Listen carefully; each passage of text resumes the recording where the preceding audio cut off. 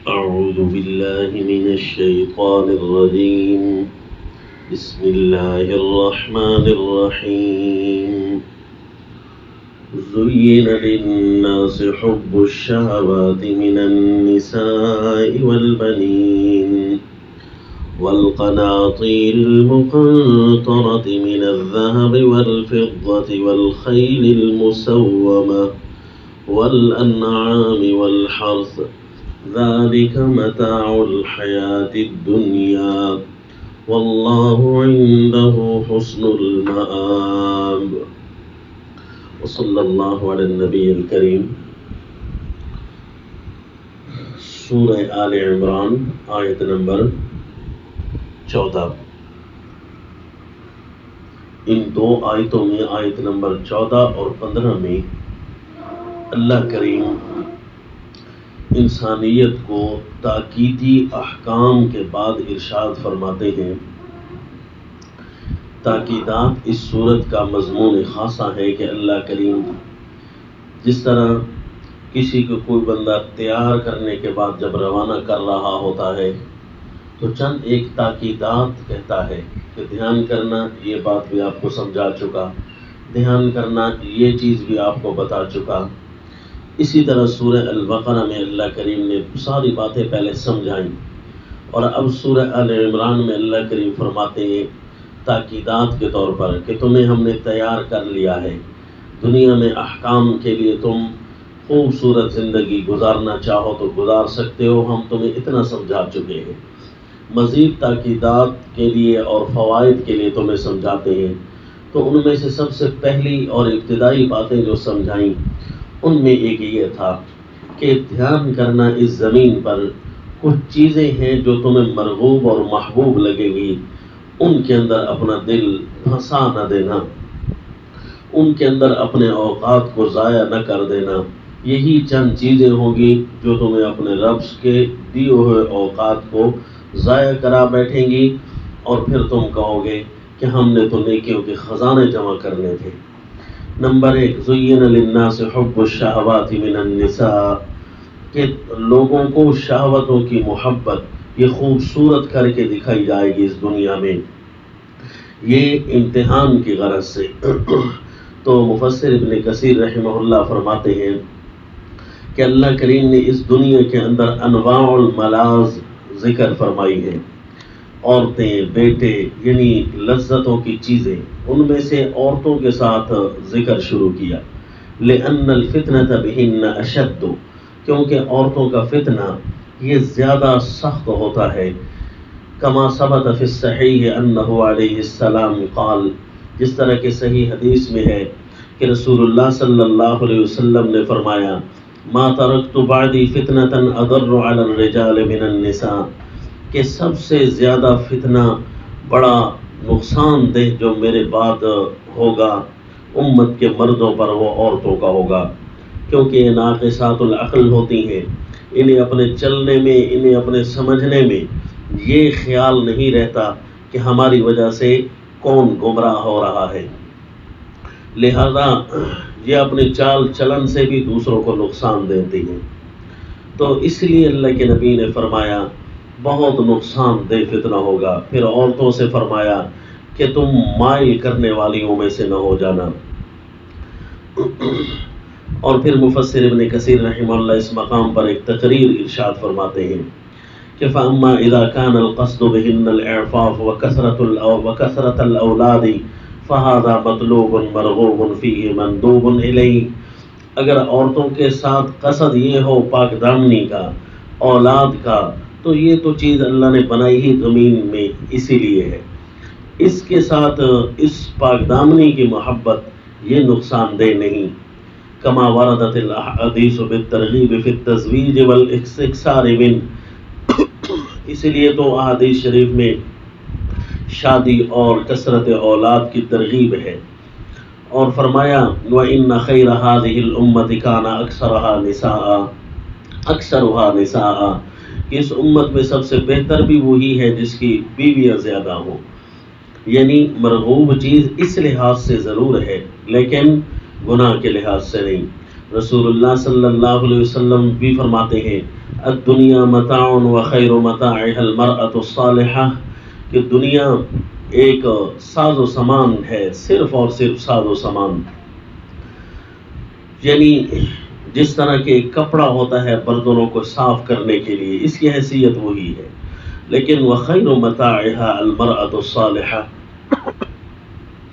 اور اس زمین کا سب سے بہترین سامان وہ اپنی نیک بیوی ہے۔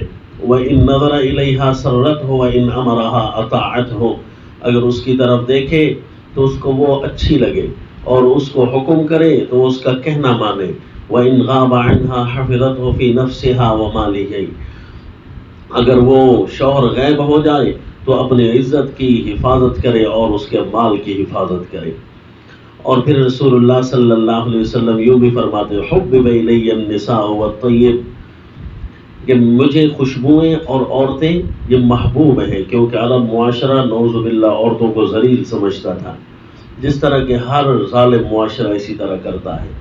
تو رغبت بھی ایسے نہیں کرنی کہ گناہ ہو، اور ان کو ہلکی نظروں سے بھی نہیں دیکھنا تاکہ ان پر ظلم نہ ہو۔ اور اللہ کے نبی یوں بھی فرماتے وَجُعِلَتْ قُرَّةُ عَيْنِي فِي الصَّلَاةِ، لیکن میری آنکھوں کی ٹھنڈک اللہ نے نماز میں بنائی ہے۔ اور حب البنین اس عورت میں فرمایا، بیٹوں کی محبت، زُيِّنَ لِلنَّاسِ حُبُّ الشَّهَوَاتِ مِنَ النِّسَاءِ وَالْبَنِينَ، کیونکہ یہ جو جس کے بیٹے زیادہ ہوں یکون للتفاخر والزینہ، کہ اس کو تفاخر اور فخر اور زینت شمار کرتا ہے، جس طرح کے ظالم لوگ لڑائی جھگڑوں میں اپنے اپنے اولادوں کو بلا کر دوسروں پر ظلم کرتے ہیں۔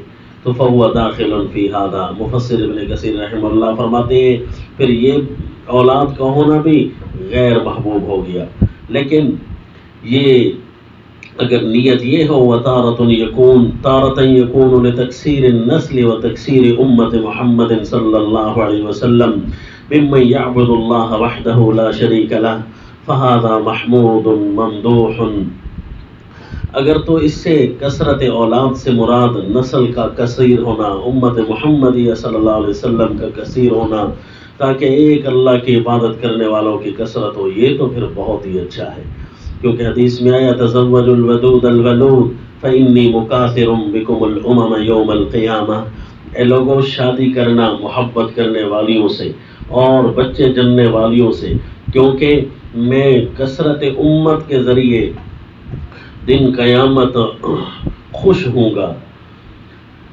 یہ حب النساء حب البنین۔ پھر تیسری چیز فرمائی مال کی چیز، القناطیر المقنطرۃ من الذهب والفضہ، دھیان کرنا مال یعنی بھرے بھرے ہوئے خزانے سونے چاندی کے، یہ کہیں تمہیں اللہ کی عبادت میں رکاوٹ نہ بن جائے۔ اگر حب المال، مفسر ابن کثیر رحمہ اللہ فرماتے ہیں تارة يكون للفخر والخيلاء والتكبر على الضعفاء والتجبر على الفقراء فهذا مذموم، اگر مال کی کثرت، فخر، تکبر، مظلوم لوگوں پر، ضعیف لوگوں پر بڑھوتری دکھانا، فقیر لوگوں پر جبر کرنا، تو یہ تو مال جو ہے نا مذموم ہے۔ وَتَارَةً يَكُونُ لِلنَّفَقَةِ فِي الْقُرُبَاتِ وَصِلَةِ الْأَرْحَامِ وَالْقَرَابَاتِ وَوُجُوهِ الْبِرِّ وَالطَّاعَاتِ فَهَذَا مَمْدُوحٌ مَحْمُودٌ عَلَيْهِ شَرْعًا، فرماتے ہیں کبھی کبھی مال اس لیے ضرورت پڑتا ہے تاکہ قریبیوں میں خرچ کریں گے اور رشتہ داریوں کو ملا کر رکھیں گے اور اپنوں کے ساتھ جڑ کر رہیں گے اسی مال کے تحائف کے ذریعے، اور نیکی کی کئی قسمیں ہیں، اطاعت کی کئی قسمیں ہیں، تو یہ مال بھی پھر محمود ہے، پھر یہ مال کی شہوت کی محبت نہیں۔ اب یہ مال کتنا ہونا چاہیے؟ تو مفسر ابن کثیر رحمہ اللہ بہت لمبے چوڑے اقوال ذکر ارشاد فرماتے ہیں۔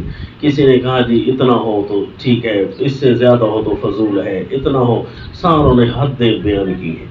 بس صحیح یہ ہے کہ ہر علاقے میں جہاں بھی کوئی مسلمان مومن رہتا ہے وہاں دیکھے کہ میری ضروریات اور عزت کی زندگی گزارنے کے لیے کتنا کچھ کافی ہے، اس سے زیادہ خواہ مخواہ کا جمع نہ کرے۔ ایک بندہ ہے پورا ضلع خرید لے، پورے ضلع کو گندم سے بھر دے، پورے ضلع کو اپنے گھوڑوں سے بھر دے، اب پورے ضلع کو اپنی گاڑیوں سے بھر دے، تو یہ تو فضولیات کے سوا کچھ نہیں، کیونکہ اسے زندگی بھر نہ ضرورت آنا ہے نہ کچھ ہونا ہے۔ بس اس سے زیادہ بڑھنے لگے تو اللہ کی راہ میں صدقہ کرنا شروع کر دے، دوسروں کو امیر کرنا شروع کر دے، تاکہ مال کی محبت میں گرفتار نہ ہو۔ سیدنا سلیمان علیہ الصلوۃ والتسلیم گھوڑوں کے ساتھ محبت کر رہے تھے، ان کے گردنوں اور پاؤں پر ہاتھ مار رہے تھے، اور جس طرح کے کوئی گھوڑوں کے ساتھ پیار کرتے ہوئے کرتا ہے۔ تو فرماتے ہیں یہ میں مال کے ساتھ محبت اس لیے نہیں کر رہا کہ یہ فقط مال ہے، انی احببت حب الخیر عن ذکر ربی، یہ اس لیے کہ میرے رب کا ذکر، میرے رب کی یاد اس میں بلند ہے، کیونکہ یہ آلہ جہاد ہے، جہاد کے لیے استعمال ہوتے ہیں۔ اسی لیے تو مفسر رحمہ اللہ فرماتے ہیں کہ اللہ نے یہاں گھوڑوں کی محبت کا بھی ذکر کیا، سواریوں کی محبت بعض اوقات بندے کی فطرت اور دل میں داخل ہو کر دین سے دوری کا باعث بن جاتی ہے۔ تو فرمایا حب الخیل علی ثلاثۃ اقسام، گھوڑے کے ساتھ محبت کرنے یہ تین قسم کا ہوتا ہے۔ تارۃ یکون ربطها اصحابها معددا لسبیل اللہ تعالی متى احتاجوا الیہا غزوا علیہا فہؤلاء یثابون، کہ ایک یہ ہے کہ ان کو ان کے اصحاب گھوڑے والے اس لیے باندھ کر رکھتے ہیں تاکہ اللہ تعالیٰ کے راستے میں تیاری کریں، جب بھی احتیاجی ہوگی اسی پر بیٹھ کر جہاد کریں گے۔ ان لوگوں کو تو بہت زیادہ فائدہ ہوگا، ثواب ملے گا۔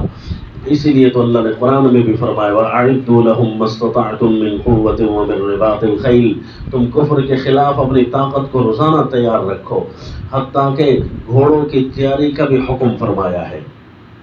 اسی لیے تو رسول اللہ صلی اللہ علیہ وسلم نے گھوڑے کا ذبح نہیں فرمایا، یعنی قربانی کے باوجود اس کی قربانی نہیں کی اور اس کو حرام بھی قرار نہیں دیا۔ یہ صرف اور صرف منع اس لیے ہوتا ہے، گھوڑا کے آلہ جہاد ہے، قرآن نے اس کی حوصلہ شکنی کی ہے کہ کوئی اس کو ذبح کرے، بلکہ قرآن نے ان لوگوں کی حوصلہ افزائی کی ہے جو اس کو تیار کر کے رکھے، حرام نہیں ہے۔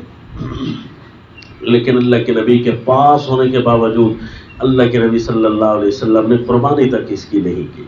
اور دوسری قسم کے وہ لوگ ہوتے ہیں تارتن تربت فخرا ولواء لأہل الاسلام، کہ فخر اور تکبر کے لیے اہل اسلام کے اوپر تکبر کرنے کے لیے کوئی گھوڑے تیار کر کے رکھے، فَهَذِهِ عَلَى صَاحِبِهَا وِزْرٌ، یہ پھر گھوڑے والوں کے لیے بڑا بوجھ ثابت ہوگا دن قیامت۔ وَتَارَةً لِلتَّعَفُّفِ وَاِقْتِنَاءِ نَسْلِهَا، اور کبھی کبھی تو یہ ہے کہ بندہ اپنے مال کے لیے اس کو رکھتا ہے، کاروبار ہوتا ہے اس کا، یا اس کی نسل کو بڑھانے کے لیے کرتا ہے۔ وَلَمْ يَنْسَ حَقَّ اللَّهِ فِي رِقَابِهَا، یہ اور اللہ کا حق بھی اس کی سواری کے اندر، اس کی تیاری کے اندر نہیں بھولتا۔ فَهَذِهِ لِصَاحِبِهَا سِتْرٌ، فرمایا یہ تیسری قسم کی گھوڑا رکھنے والا، یہ گھوڑے والے کے لیے یہ پردہ بن جائے گا، یعنی اس کے لیے کاروبار کا باعث بھی بنے گا اور اس کے لیے عزتوں کا باعث بھی بنے گا، اور اگر حق اللہ کا نہ بھولا تو پھر اس کو یہ کاروبار فائدہ بھی دے گا، کیونکہ قرآن نے ایسی چیز کی حوصلہ افزائی کی ہے کہ اعدوا لهم ما استطعتم من قوة ومن رباط الخيل ترهبون به عدو الله وعدوكم، کہ ایسی چیزوں سے اللہ کے دشمنوں اور اپنے دشمنوں کو تم بھگا سکتے ہو۔ سورہ الانفال آیت نمبر 60 میں فرمایا۔ یہ الخیل المسومہ اس آیت میں فرمایا۔ خیل المسومہ کون سے ہیں؟ یعنی یہ کوئی جس کو الغرہ التحجیل، جن کو پنج کلیان کہتے ہیں، اصلی نسلی گھوڑے، کیونکہ مسند احمد میں ایک روایت ہے رسول اللہ صلی اللہ علیہ وسلم نے فرمایا لیس من فرس عربی الا یؤذن له مع كل فجر يدعو بدعوتين، کہ کوئی بھی عربی نسل کا گھوڑا ہے اسے روزانہ دو دعائیں کرنے کی اجازت دی جاتی ہے۔ فجر کے ٹائم وہ یہ دعا کرتا ہے اللہم انک خولتنی من بنی آدم فجعلنی من احب مالہ و اہلہ الیہ او احب اہلہ و مالہ الیہ، اے اللہ تو نے مجھے سپرد کیا ہے بنی آدم کو، جتنی بھی چیزیں سپرد کرنی تھی ان میں سے ایک مجھے بھی تو نے ان کے سپرد کیا ہے، اے اللہ اس کے محبوب مال میں سے بنا، اس کے محبوب اہل میں سے مجھے بنا۔ تو اس کو جب روزانہ دو دعاؤں کی دعوت اجازت دی جاتی ہے تو کبھی وہ یہ دعا بھی کر رہا ہوتا ہے۔ پھر اس آیت میں عورتیں، بچے، مال، گھوڑوں، ان کے ساتھ انعام والحرث کا بھی ذکر ہے۔ تو یہ بھی وہ چیزیں ہیں کہ جن کے ذریعے بندہ اپنے اللہ کی فرما برداری کو بجا لاتا ہے، ان کھیتیوں میں، ان مالوں کے اندر، ان جانوروں کے اندر مصروف ہو کر اگر اللہ کا حق بھول گیا تو پھر یہ اللہ تاکید فرما رہے ہیں دھیان کرنا، اس میں اٹک کرنا بیٹھنا۔ پھر فرمائے یہ کوئی اصل تو نہیں ہے، یہ چیزیں خوبصورت ضرور لگے گی، اصل کیا ہے؟ قل انبئکم بخیر من ذالکم، پھر اللہ نے جنت کے سامان تیار کرنے اور بتانے شروع کر دیے کہ تمہیں بتاؤں اس سے بہتر کیا ہے؟ اس سے بہتر تو وہ چیزیں ہیں، کئی باغات ہوں گے جس کے نیچے نہریں جاری ہوں گی، وازواج مطہرہ، اور ان کی بیویاں، ان کے جوڑے جو ہر قسم کی کمی سے پاک ہوں گے، ورضوان من اللہ، اور اللہ کی رضا اس کے علاوہ ہوگی۔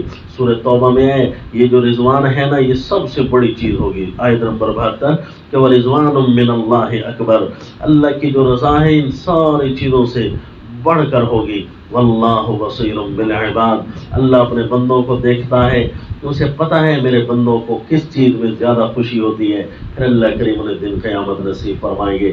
یعنی یہ چیزیں دھیان کرنا، تمہیں خوبصورت لگیں گی، اچھی لگے گی، بس دل کو اٹکانا نہیں، دل اللہ کی طرف، اور ان چیزوں کا استعمال جتنا کچھ ممکن ہو سکے اللہ کے حق کے تحت ان کا استعمال کرتے رہنا۔